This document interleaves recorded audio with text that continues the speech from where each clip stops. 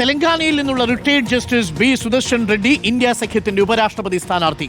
ഭരണഘടനയും മൗലികാവകാശങ്ങളും സംരക്ഷിച്ച നിയമജ്ഞരിൽ ഒരാളാണ് സുദർശൻ റെഡ്ഡിയെന്ന് കോൺഗ്രസ് അധ്യക്ഷൻ Mallikarjun Kharge.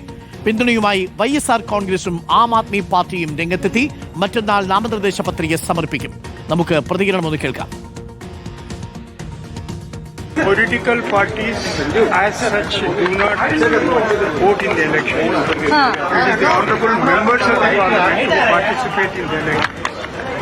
Therefore, as a candidate, I would humbly request and appeal to all the parliamentarians, irrespective of the party, to support my candidate. NDA സ്ഥാനാർത്ഥിയെ തന്നെ പിന്തുണയ്ക്കുമെന്ന് പക്ഷേ Telugu Desam party അറിയിക്കുകയും ചെയ്തിട്ടുണ്ട്. നോബൽ ബാരിക്കാരുണ്ട് ഡൽഹിയിൽ നിന്നും കൂടുതൽ വിവരങ്ങളുമായി.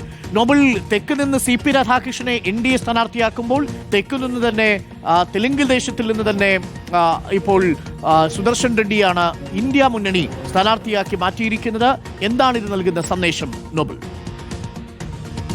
അരുൺ, ഉപരാഷ്ട്രപതി തെരഞ്ഞെടുപ്പിന്റെ ചിത്രം തെളിഞ്ഞിരിക്കുന്നു. ഇന്ത്യ സഖ്യം റിട്ടയർഡ് ജസ്റ്റിസ് ബി സുദർശൻ റെഡ്ഡിയെ സ്ഥാനാർത്ഥിയാക്കാൻ തീരുമാനിച്ചു. ഇന്ന് രാവിലെ മല്ലികാർജ്ജുൻ ഖർഗെയുടെ വസതിയിൽ ചേർന്ന ഇന്ത്യ സഖ്യ നേതാക്കളുടെ യോഗത്തിലാണ് ഈ തീരുമാനം എടുത്തിരിക്കുന്നത്. നേരത്തെ തന്നെ ഒരു പൊതുസമ്മതനെ മത്സരിപ്പിച്ചുകൊണ്ട് BJPക്കും NDAക്കും എതിരെ മികച്ച സ്ഥാനാർത്ഥിയെ കണ്ടെത്തണം എന്ന തീരുമാനം ഇന്ത്യ സഖ്യത്തിന് ഉണ്ടായിരുന്നു. ആ തീരുമാനവും ചർച്ചയുമാണ് സുദർശൻ റെഡ്ഡിയിൽ എന്താണെങ്കിലും എത്തി നിൽക്കുന്നത്. അദ്ദേഹം സുപ്രീം കോടതിയിലെ മുൻ ജസ്റ്റിസാണ്. അതോടൊപ്പം തന്നെ ഗുവാഹത്തി ഹൈക്കോടതി മുൻ ചീഫ് ജസ്റ്റിസാണ്. ഒപ്പം ഹൈദരാബാദ് ഹൈക്കോടതി ജഡ്ജി കൂടി അത്തരത്തിൽ പ്രവർത്തിച്ച ആളാണ്. അദ്ദേഹത്തിന്റെ പ്രവർത്തന കാലത്ത് നടത്തിയ പല വിധികളും അത് പാവപ്പെട്ടവരെയും ഒപ്പം മതേതരത്വവും ജനാധിപത്യത്തെ സംരക്ഷിക്കുന്ന വിധികളായിരുന്നു എന്നാണ് മല്ലികാർജ്ജുൻ ഖർഗെ അടക്കമുള്ള നേതാക്കൾ വ്യക്തമാക്കുകയും ചെയ്യുന്നത്. ഇനിയിപ്പോൾ CP രാധാകൃഷ്ണൻ, സുദർശൻ റെഡ്ഡി മത്സരത്തിനാണ് എന്താണെങ്കിലും കളം ഒരുങ്ങിയിരിക്കുന്നത്. വരും ദിവസങ്ങളിൽ ഇതുമായി ബന്ധപ്പെട്ട ബാക്കി പ്രവർത്തനങ്ങളിലേക്ക് ഇന്ത്യ സഖ്യം കടക്കും. NDAയിൽ നിന്ന് പോലും വോട്ടുകൾ കിട്ടുന്ന രീതിയിലേക്ക് കാര്യങ്ങൾ മാറ്റാനുള്ള ശ്രമമാണ് എന്താണെങ്കിലും നടക്കുന്നത്. വരും ദിവസങ്ങളിൽ ഇതുമായി ബന്ധപ്പെട്ട കൂടുതൽ പ്രചാരണം, പ്രവർത്തനമൊക്കെ എന്താണെങ്കിലും ഇന്ത്യ സഖ്യത്തിന്റെ ഭാഗത്ത് ഉണ്ടാകും. Arun, thank you.